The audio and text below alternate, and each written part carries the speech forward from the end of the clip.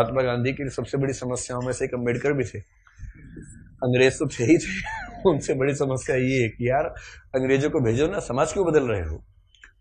और अम्बेडकर साफ साफ कह रहे थे कि अगर मुझे अपने हित और देश के हित में चुनना हो तो देश का हित नंबर 1 पे है, पर यदि मुझे दलितों के हित और देश के हित में चुनना हो तो मैं दलितों के हित को प्राथमिकता पे रखूंगा। क्योंकि अगर अंग्रेज चले गए ऐसे ही तो यहां के सवर्ण हमें छोड़ेंगे नहीं, और दलितों की पराधीनता अंग्रेजों के आने से पहले ज्यादा थी, अंग्रेजों की उपस्थिति के समय कम पराधीनता थी। आपको गुस्सा तो आता होगा अम्बेडकर में कई बार, क्या ये कैसा आदमी था, है ना। लेकिन आप तर्क सुनेंगे तो दंग रह जाएंगे, तर्क अच्छे हैं। और मजे की बात है कि भारत की संविधान सभा में अम्बेडकर जितनी पढ़ाई पूरी संविधान सभा में एक भी मेंबर ने नहीं कर रखी थी। केवल एक BN राव थे जो एडवाइजर थे, उनके पास ठीक ठाक पढ़ाई थी, उन्हें छोड़ दें, बाकी सब मिट्टी के मतलब पेंदे टाइप के थे, प्यादे थे उनके सामने। पढ़ाई लिखाई का जो लेवल अम्बेडकर साहब का है वो किसी का नहीं है। तो कुछ लोग मैंने देखा कि सवर्ण मानसिकता के कुछ लोग अम्बेडकर को देशद्रोही घोषित करना चाहते हैं इन्हीं कथनों से कि दलित प्रश्न और देश के प्रश्न में दलितों को प्राथमिकता दूंगा तो बुरा मान जाते हैं।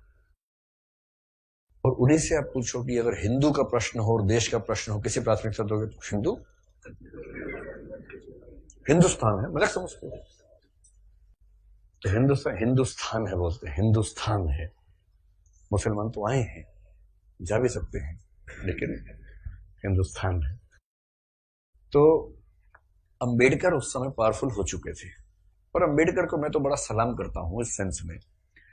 आमतौर पर वंचित वर्ग में जब कोई पढ़ लिख लेता है ना, अपने वर्ग से कन्नी काट लेता है।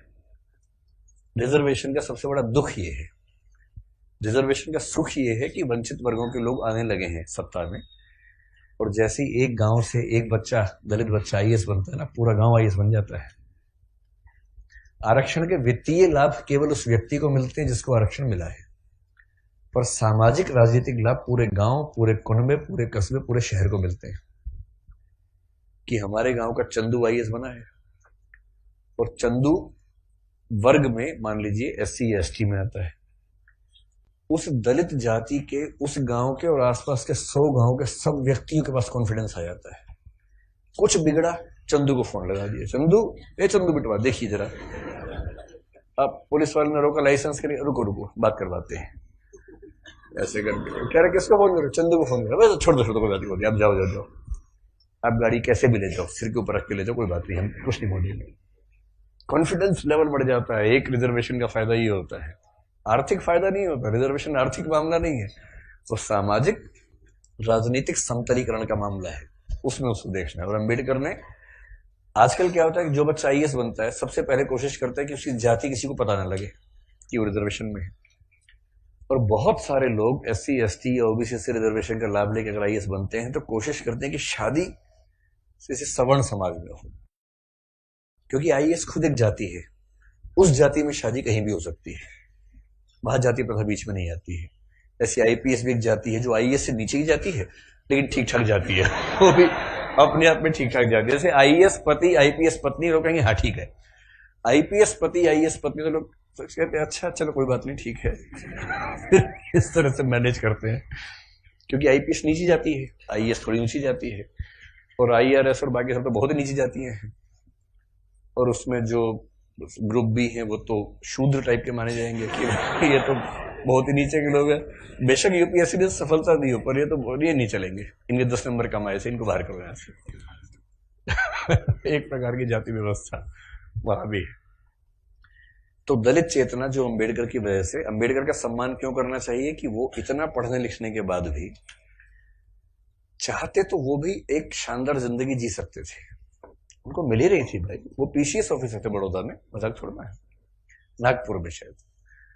और जब नागपुर में वो सिविल सेवक बनकर आए, फेलोशिप वहीं से मिली थी पढ़ने के लिए, जब वापस लौटे तो उनको PCS अधिकारी बनाया गया। तो उनको कहा कि आप यहां रहना शुरू कीजिए और काम संभाल लीजिए।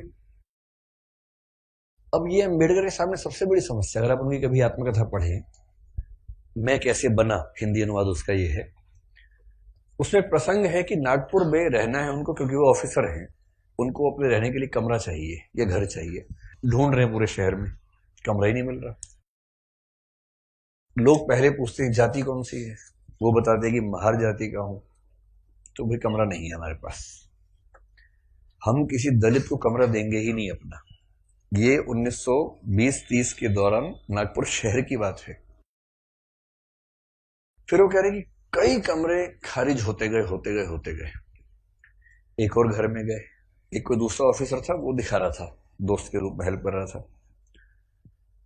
तो वहां मालिक ने पूछा ही नहीं कौन सी जाति के हो, इन्होंने बताया भी नहीं, ढिंडोरा क्यों पिटेंगे, उससे पूछा नहीं, उन्होंने बताया नहीं, कमरा मिल गया, रहने लग गए।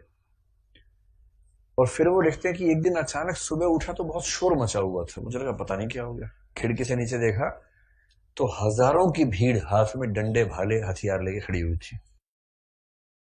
उनको पता लग गया था कि एक दलित आदमी इस घर में रहता है और वो भीड़ मेरा कत्ल करने के लिए आई थी।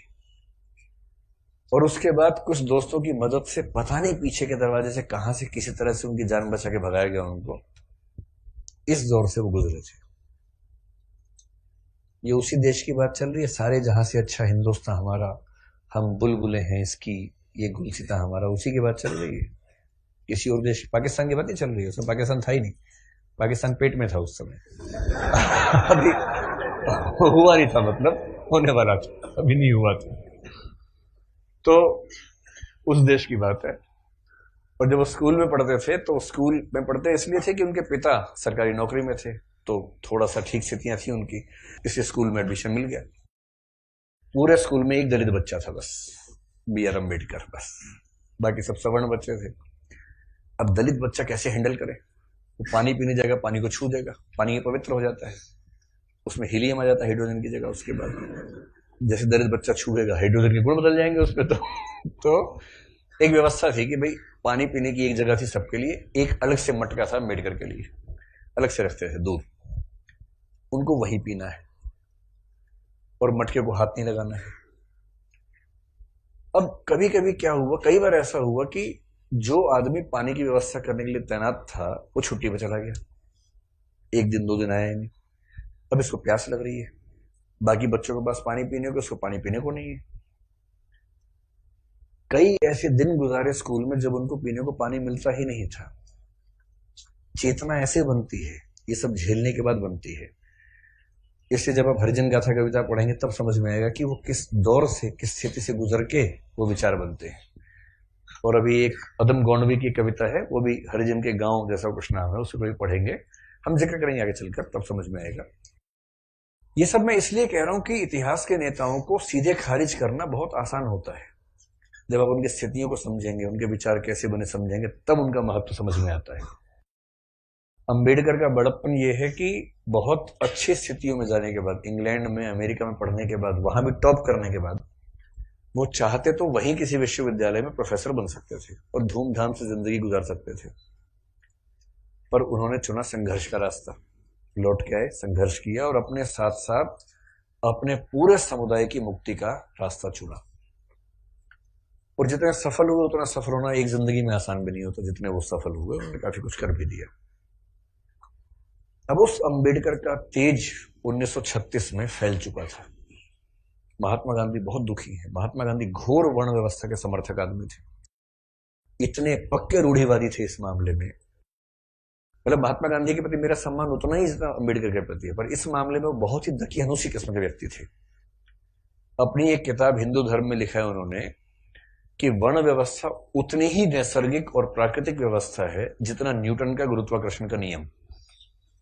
ये महात्मा गांधी का वाक्य है, किसी और का वाक्य नहीं है। इसलिए उनके पेट में खलबली मची हुई थी कि अंबेडकर बीच में कैसे आ गया। अंत में अंबेडकर बोले, महात्मा जी हमने बहुत ट्राई कर लिया कि हिंदू धर्म में रह के चीजें ठीक कर लें, हो नहीं पा रही, हम हिंदू धर्म छोड़ रहे हैं। अब महात्मा गांधी परेशान। उनके लिए भारत से ज्यादा महत्वपूर्ण हिंदू धर्म है महात्मा गांधी के लिए, गीता, वो सब, उनका तो वैष्णव परंपरा, वो सब विचार ज्यादा थे।